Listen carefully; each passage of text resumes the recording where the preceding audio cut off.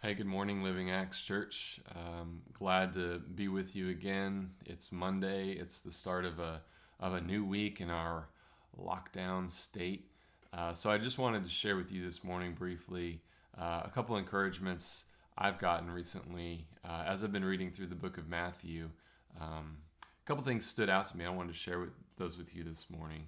So I'm at the end of chapter 27, and this is right after Jesus' crucifixion and his burial in the tomb when they rolled the stone over top. And it says in chapter 27, verse 62, that the next day, that is, after the day of preparation, the chief priests and the Pharisees gathered before Pilate and said, "Sir, we remember how that impostor said while he was still alive, 'After 3 days I will rise.' Therefore, order the tomb to be made secure until the third day, lest his disciples go and steal him away and tell the people, 'He has risen from the dead.' And the last fraud will be worse than the first." Pilate said to them, "You have a guard of soldiers. Go, make it as secure as you can." So they went and made the tomb secure by sealing the stone and setting a guard. And this passage the other day stood out to me as just another example of how Jesus can empathize with our current situation. I mean, in here we see that he gives us the ultimate picture of lockdown and stay at home in the tomb. They literally went where he lay and sealed the stone as good as they could. And these stones were massive and heavy, and also set a guard of soldiers around it. So just there's nobody in, nobody out. And it just reminds me that, with all of the changes that we're in the middle of and experiencing now, that he can empathize with us. And it leads me to Hebrews. Just he's our great high priest who is able to understand what we're going through because he's walked through it, because he's experienced it, because he knows us inside and out better than anyone else. And we can come to him with confidence, not fearful that he's going to turn us away because we're dealing with first world problems. Or the real problems, our trials and sufferings in this life are real things meant to draw us closer to him. And so we just have that invitation to come to him. Secondly, too, it leads me to this idea of redemption, and that being that what the enemy means for evil, God can use for our good.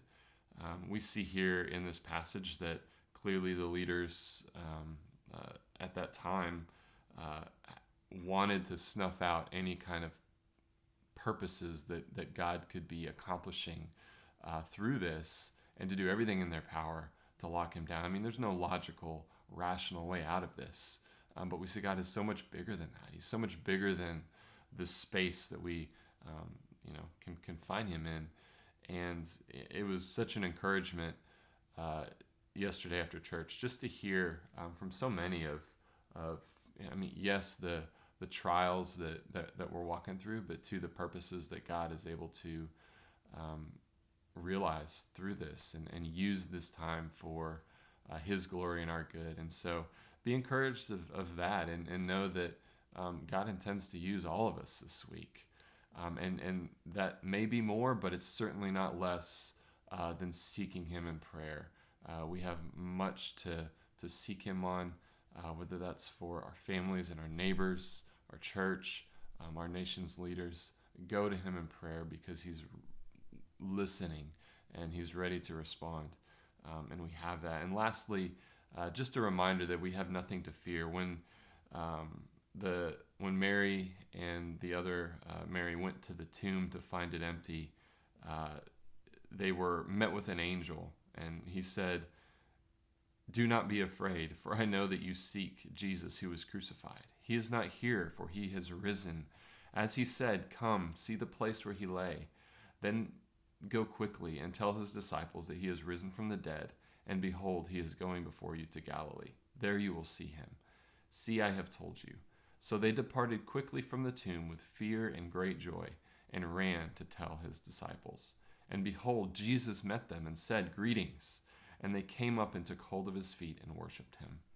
I love how we serve a God who we can serve both with fear and great joy. There's no other type of leader or authority I think that can be true of. There's tyrants that can certainly rule with fear, but he rules with absolute authority, and we serve him with reverence and awe. But that's one that's also just mingled forever with this great joy. And so, with all of the things going on around us with this virus, we have no reason to fear that.